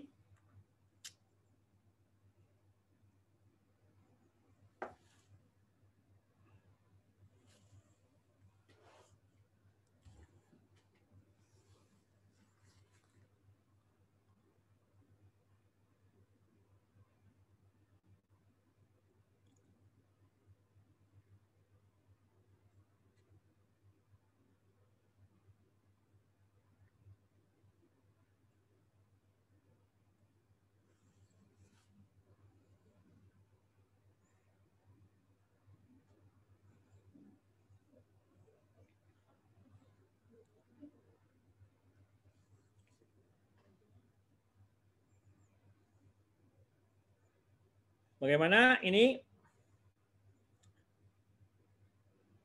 Oke.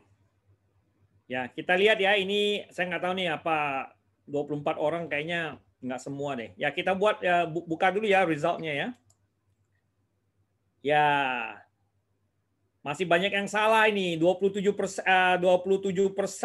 level of organizational trust. Yang 41% malah business ethical consideration. Harusnya alpha, Pak, workplace privacy law. Ya, itu. Ini karena itu nomor 1, privacy laws itu di atas policy yang ada di perusahaan, di organisasi. Oke, nah ini jadi 6 soal ini adalah perwakilan dari atau mewakili domain 1. Domain 1 yaitu information security and risk management. Killer domain nomor 1. Ya, saya perhatikan banyak yang masih salah ya. Oke, kita lihat atau kita masuk ke domain 2, ini soalnya 6 aja. Soal nomor 7. Nah, ini agak masuk domain 2 yang killer ya, yaitu domain 7 di CBK-nya, yaitu security architecture and design ya. Nomor 7, the birthday attack is most effective against which one of the following cyber technologies? Nah, ini lebih teknikal nih, Pak.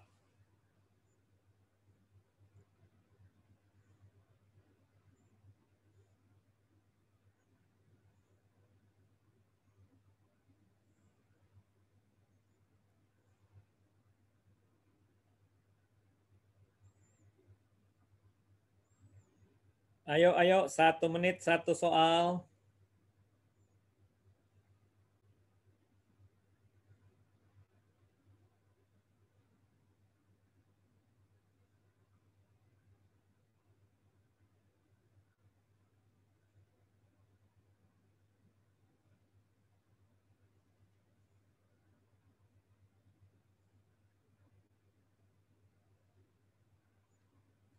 Ayo. 1 menit, 1 soal.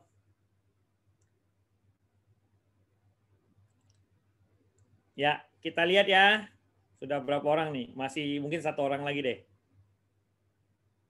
Nah, the birthday attack is the most effective against which of the following cyber technologies? Jawaban yang benar adalah cryptographic hash ya, betul. 43% menjawab atau 41% menjawab cryptographic hash ya. Oke, itu udah jelas itu, nanti tinggal baca-baca lagi deh bukunya cryptography atau bukunya CSSP. Kita lihat lagi soal kedua di domain security engineering. Ini susah juga nih Pak soalnya.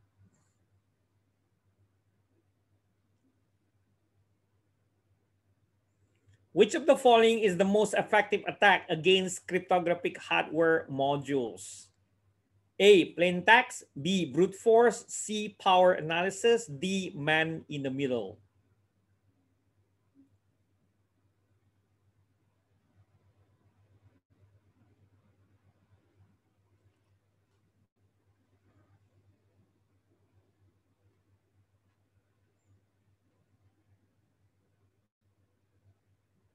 Kalau yang nge-googling berarti nggak jujur dengan diri sendiri ya. Di ujian soalnya nggak boleh googling, nggak ada internet.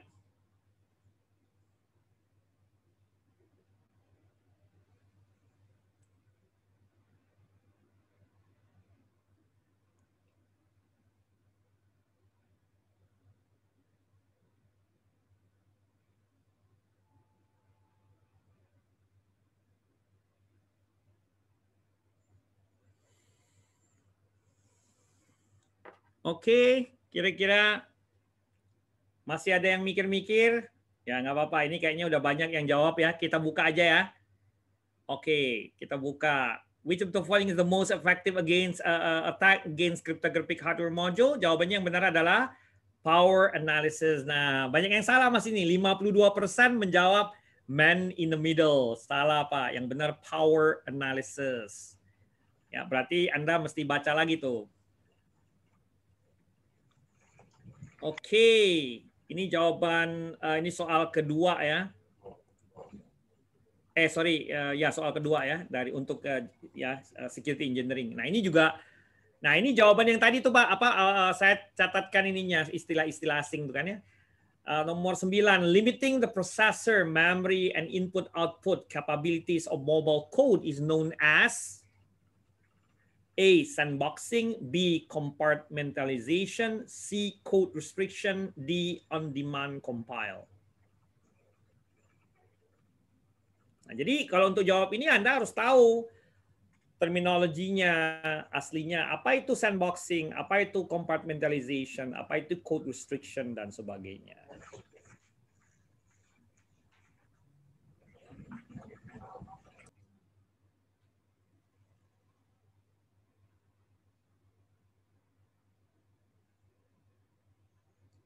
Ya, berpacu dengan waktu.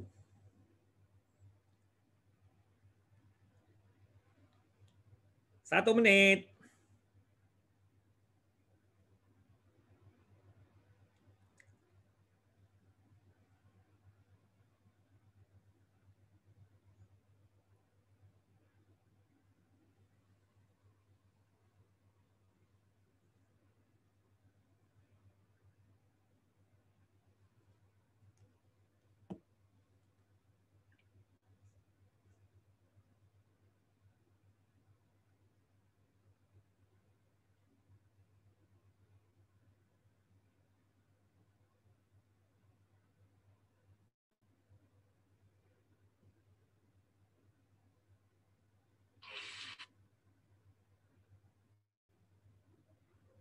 Oke. Sudah banyak yang ini ya menjawab, yang lain yang kurang segera ya. Ditunggu 1-2 detik lagi.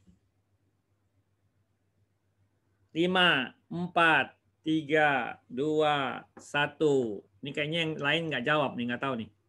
Oke, kita buka ya.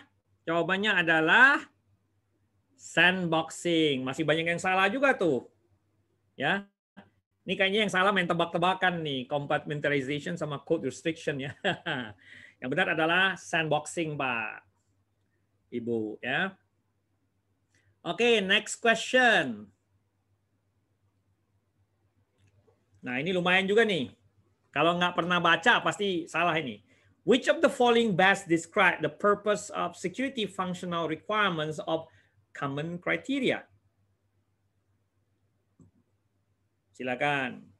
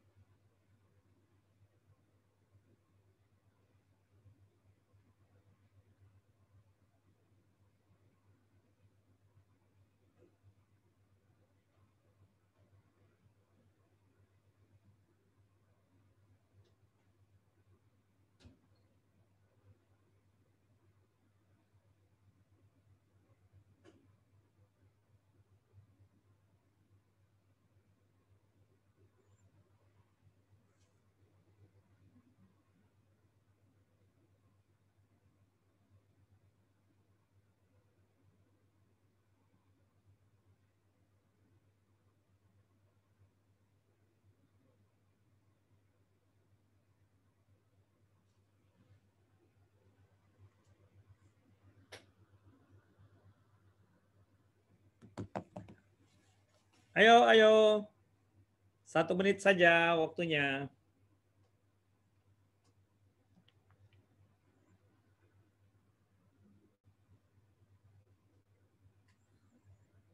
Jadi pertanyaan nomor 7 ke atas itu masuk domain ini ya, security engineering.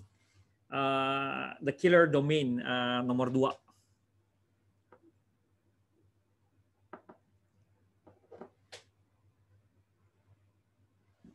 Gimana?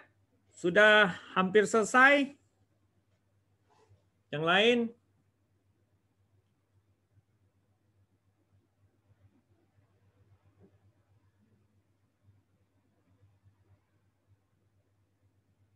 Oke. Saya hitung ya. 5, 4, 3, 2, 1. Kita buka ya. Waduh. Banyak sekali yang salah. Yang salah. Jadi yang benar adalah Charlie sebenarnya, Pak. Security Behavior Expected of a TOA. TOE itu kepanjangan dari Target of Evaluation. Ya. Nah ini yang masih salah banyak ya. Nggak apa-apa. Ya, ini memang harus baca nih, Pak. Kita lihat lagi di bagian nomor 11.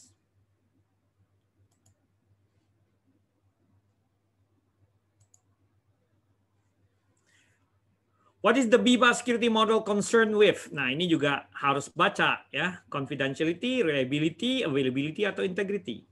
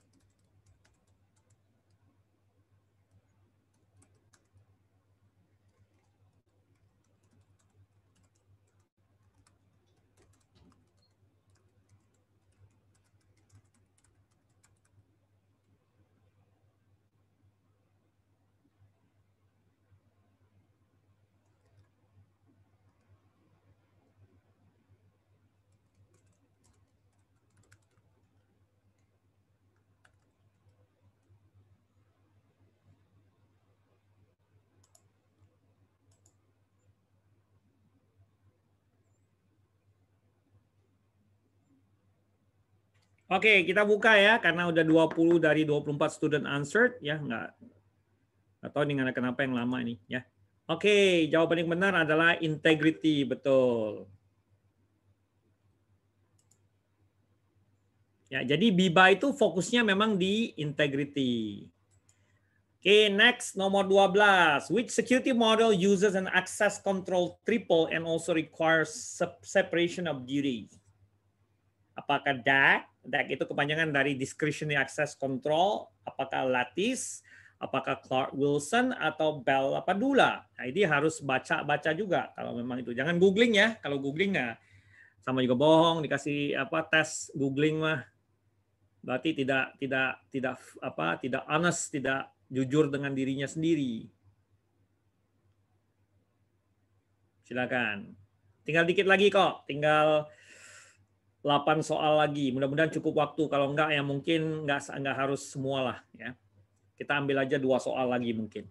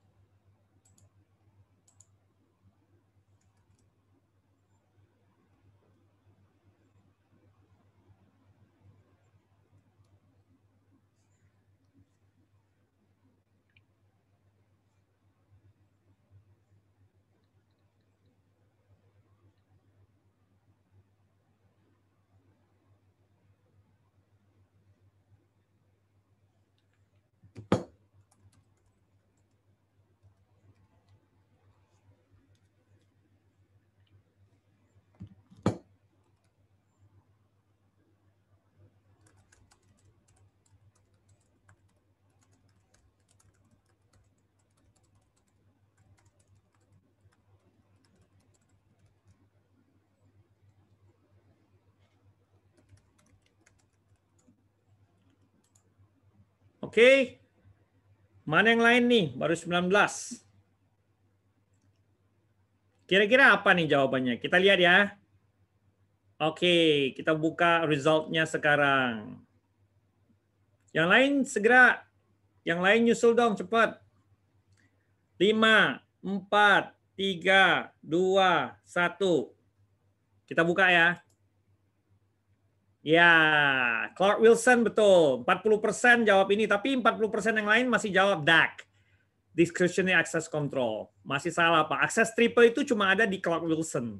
Ya. Yaitu ada subjek, ada aplikasi, ada objek. Jadi Clark-Wilson itu ngatur kalau mau melakukan perubahan di database harus melewati aplikasi gitu. Oke, ini masuk, kita udah selesai di domain kedua, domain killer kedua, yaitu security engineering. Nah, saya kasih 2 atau 3 soal lagi untuk security operation, yaitu killer domain nomor 3. Kita lihat ya, nomor 13. Nah, ini lebih fokus di security operation, DRP dia. When testing the disaster recovery plan, which of the following is the most important consideration to identify? 1 menit.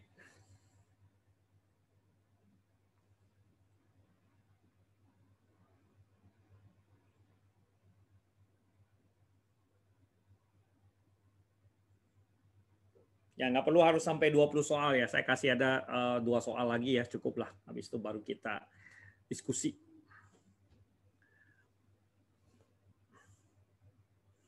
Silakan pelan-pelan baca.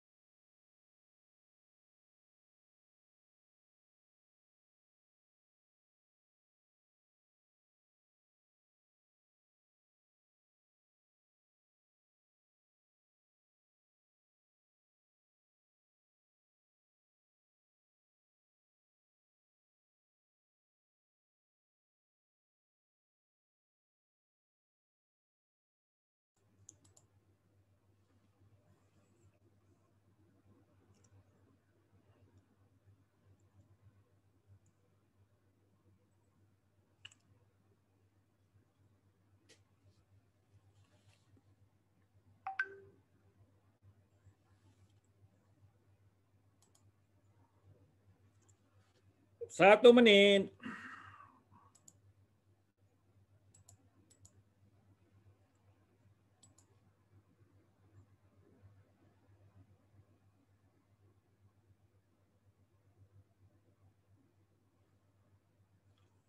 Oke, karena udah lumayan banyak yang jawab, kita coba refill ya. Kita buka jawabannya, show result.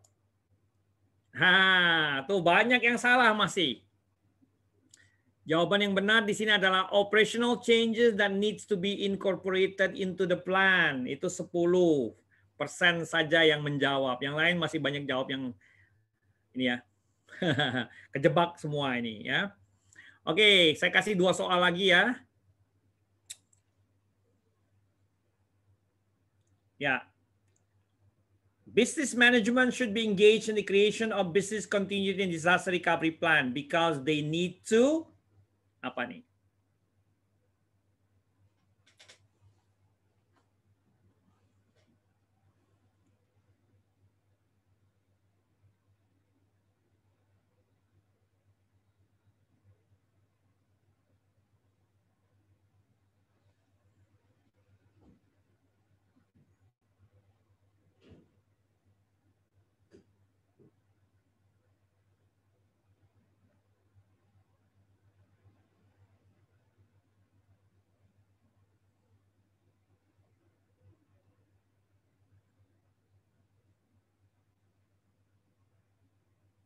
Satu menit, Bapak Ibu.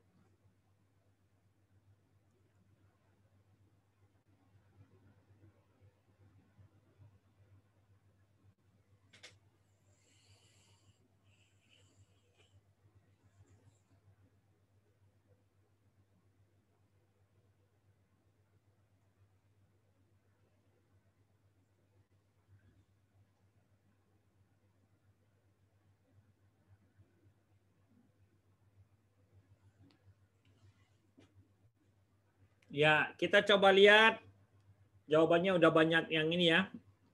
20 dari 26 students answered. Ya, masih banyak yang belum answer nih ya.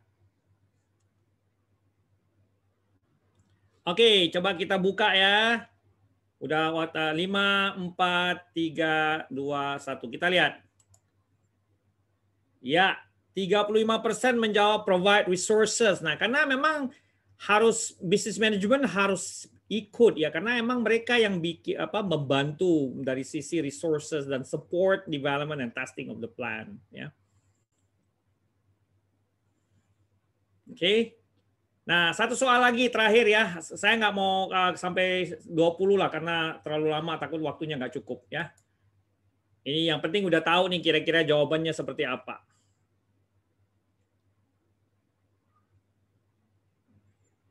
What is the most important purpose of testing disaster recovery plan?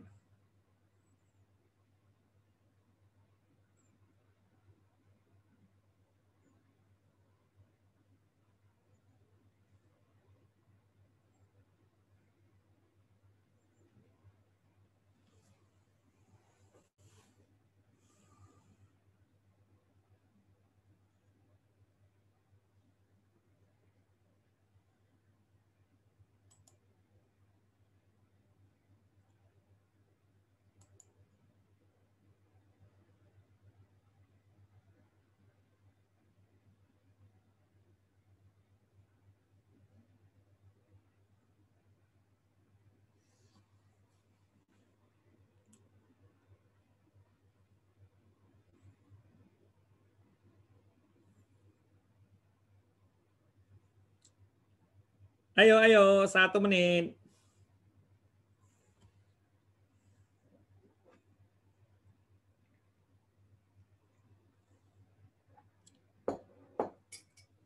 Nah, nanti saya lihat kira-kira rekapnya bagus nggak nilainya nih. Kalau dilihat sih banyak yang nggak bagus nih nilainya. Nah, kalau di kelas saya biasanya ada yang namanya practice test sama mock exam, mock test, di mana mock test itu adalah simulasi untuk supaya bisa tahu kira-kira pemahamannya sampai di mana, knowledge-nya udah sampai belum ya. Nah itu. Jadi ada mock test minimal 1 atau 2 kali. Oke, kita ini udah oke belum nih? Kayaknya masih ada yang belum nih ya. Cekan dulu, terakhir nih.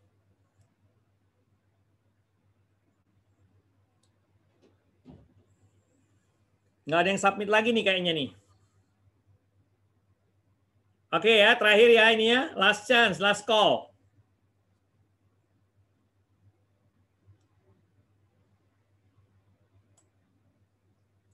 Ya, saya selesaikan ya. 5, 4, 3, 2, 1. Wah, 50% menjawab determining the recovery time. Salah Pak, validating the effectiveness of the plan. Itu yang benar. Oke, saya end ya dulu ya. Kita lihat hasilnya.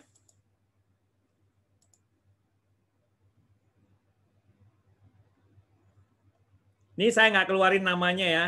Show responses saja lah. 35. Sebentar saya lihat ya.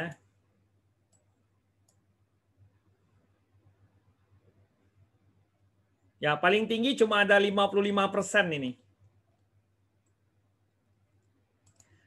Oke, jadi kalau kita lihat ya, kalau saya summary-kan dari hasil tadi ya, masih banyak sekali yang salah jawabannya. Ya. Gitu. Jadi ya emang harus saya tidak bisa kasih skor ini Pak ya untuk evaluasi. Mohon maaf sebelumnya ini oh maksudnya Japri ya, Japri. Namanya siapa? Pak Arif ya? Pak Arif, ya, Pak. ya. Arif. Ntar saya cek dulu ya. Ada nggak sih namanya? Arif. Oke, saya langsung kasih deh sekarang. Nanti saya lupa. Pak Arif ya? Berarti kalau lihat begitu memang harus training ya Pak? Wah, harus.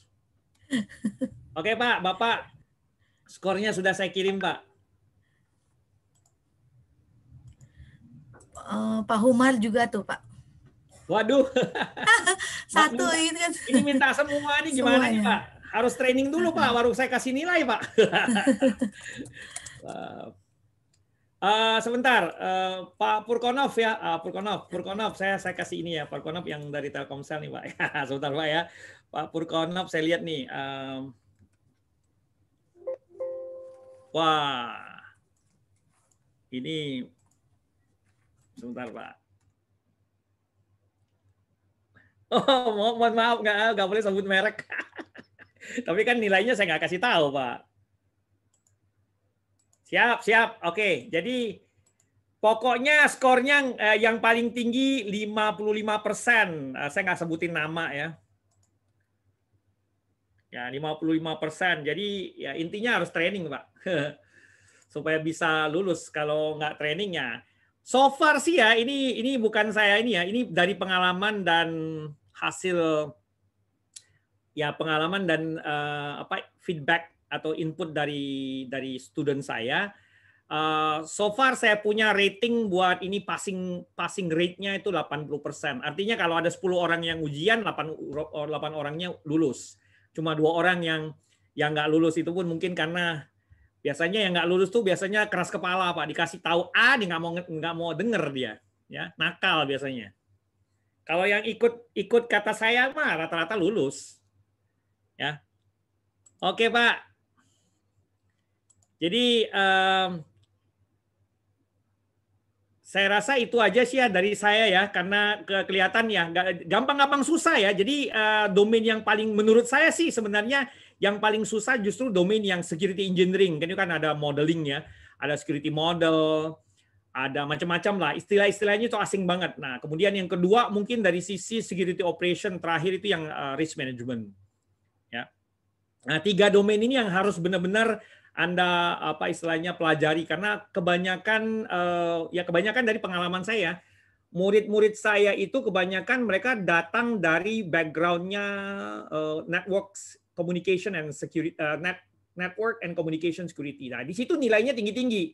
Tapi begitu masuk ke domain misalnya manajemen, risk management, masuk ke security engineering, operational atau bahkan software security, wah jeblok semua nilainya.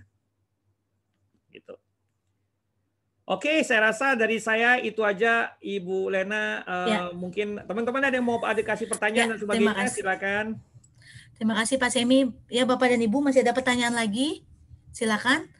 Boleh ditanyakan langsung. Kita masih punya waktu beberapa menit sebelum mengakhiri. Gimana soalnya, susah-susah nggak? Susah. Ini ada yang Pak itu yang nanya tuh, Mbak. Oh, dari Pak Purkonop ya? Oh ya, sebentar. Dari Pak Arief sulit, Pak, katanya. Ya, sebentar. Sulit katanya. Oh, sebentar. Ada yang nanya skor, sebentar ya. Skor Pak Humar, Pak.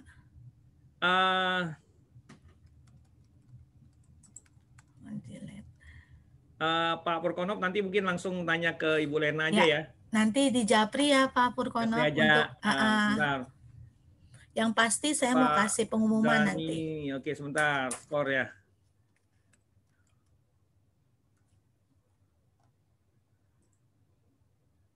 Oke, sebentar. Ada yang minta skor. Skornya berapa katanya? Nih, kalau ini Mas Dani, sebentar Mas Dani. Kok nggak ada ya Mas Dani di sini ya? Oh, ada. Ada Pak. Ada.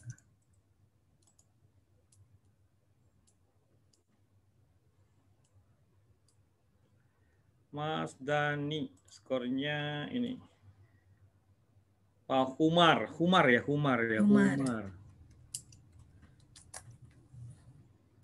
Atau mungkin boleh Pak, kalau misalkan mau tanya bisa juga DM ke marketingnya kali ya Pak. Ya, kalau masalah training bisa langsung ke Ibu Lena ya. Kan udah punya kontak kan Ibu Lena ya? Kontak boleh. Langsung di itu aja, juga, Mbak Lena di itu aja di chat room aja kontaknya. Boleh juga dengan rekan kami Pak. Hari ini untuk bisa juga dengan Pak Cece dan juga Ibu Ingrid. Ya, bisa. Nah, tolong diinikan aja, ditulis mungkin di chat room jadi yang lain pada tahu juga. Boleh, Pak. Silakan diketik aja di situ. Di to everyone ya.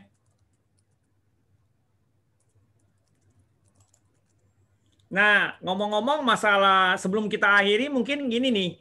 Saya sedikit saya sedikit mau ngobrol-ngobrol juga. Jadi sebenarnya kalau bicara mengenai CSSP ini, investasinya mungkin lumayan Pak biayanya ya. Tapi dari sisi kita bicara mengenai return on investment-nya, ROI-nya ya. Kalau ROI-nya bagus sekali Pak. Jadi karena di Indonesia ini cuma ada tidak lebih dari 128 orang CSSP Pak, seluruh Indonesia.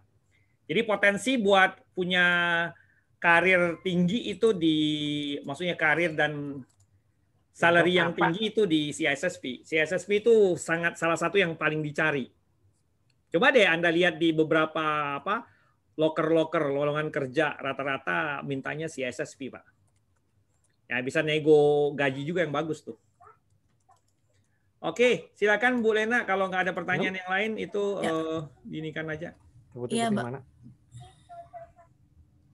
Bapak dan Ibu, apakah ada pertanyaan lain yang mau ditanyakan sebelum kami tutup untuk sesinya?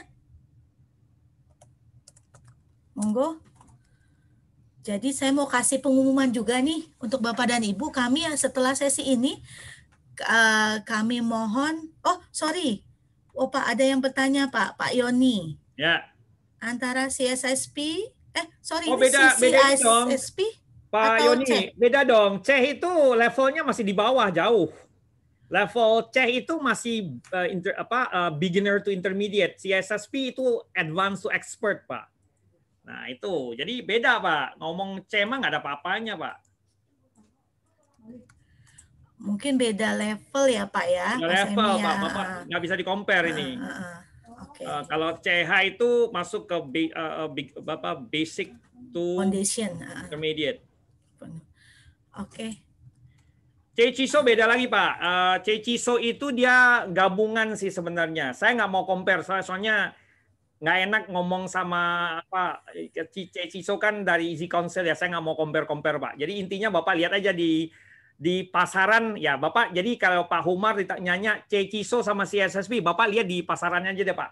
Nanti saya kena marah sama Easy Counsel Pak kalau saya ngomong CSSP lebih bagus atau apa, susah Pak. Jadi saya nggak mau compare gitu deh. Bapak lihat aja. Jadi kalau itu tergantung market sih. Kalau market sih sekarang kalau saya ngomong ya apa adanya, CSSP masih lebih dicari ketimbang C-CISO. Itu aja sih yang bisa saya compare.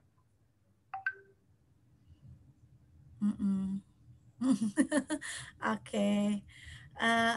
Ya, ada pertanyaan lagi Bapak dan Ibu? Silakan. Sebelum kami tutup untuk sesinya. Dan juga ada pengumuman juga. Kami mohon untuk sesi kali ini mohon diisi untuk feedback-nya. Saya sudah sharing untuk linknya di chat room. Jadi kami menyediakan promo bagi yang submit untuk feedback formnya. Nanti kami sediakan harga spesial untuk trainingnya. Dan ya Pak Cece boleh ditolong di-share Pak untuk jadwal kelasnya. Kami akan mengadakan kelas full course untuk CISSP-nya itu di tanggal 12 sampai 16 April Bapak Ibu. Ada. Jadi nanti kalau misalkan Bapak dan Ibu submit, kami akan berikan harga spesial langsung. Silakan disubmit feedback formnya. Dan juga jangan ragu untuk hubungi kami kalau misalkan ada pertanyaan atau ada hal yang kurang jelas, silakan. Nah, Pak Cece boleh di close lagi Pak, silakan untuk share screen-nya. Ya, oke. Kira-kira bagaimana, ada pertanyaan lagi untuk sesi ini? Ya kalau dari saya sudah habis sih Mbak. Ya, dari Pak Semi sudah selesai ya. Terima kasih Pak Semi untuk sesinya. Semoga memberikan gambaran untuk Bapak dan Ibu yang mungkin baru tahu tentang CSSP, bingung menentukan sertifikasi, apa yang mau diambil. Semoga bisa bermanfaat. Dan jangan lupa kontak-kontak kami untuk kalau misalkan ada pertanyaan atau ada hal yang kurang jelas. Mungkin nanti ada yang ingat apa yang mau ditanyakan, silakan hubungi kami. Dengan Lena, dengan rekan saya Pak Cece sebagai host juga di sini. Halo Pak Cece, dan juga ada teman saya, rekan kami, rekan marketing satu lagi, Ibu Ingrid yang berhalangan untuk mengikuti sesi ini. Demikian kalau begitu, kalau nggak ada pertanyaan lagi, kami tutup sesi ini sekarang. Terima kasih banyak atas kehadiran Bapak dan Ibu di sesi ini. Sampai ketemu, tetap sehat, selamat beraktivitas. Terima kasih. Thank you. Terima kasih, Pak. Terima kasih, Pak. Terima kasih, Mbak. Terima kasih Pak Semi, Bu Terima Lena, Pak kasih. Fahmi, Terima kasih, Bu Bapak. Cindri.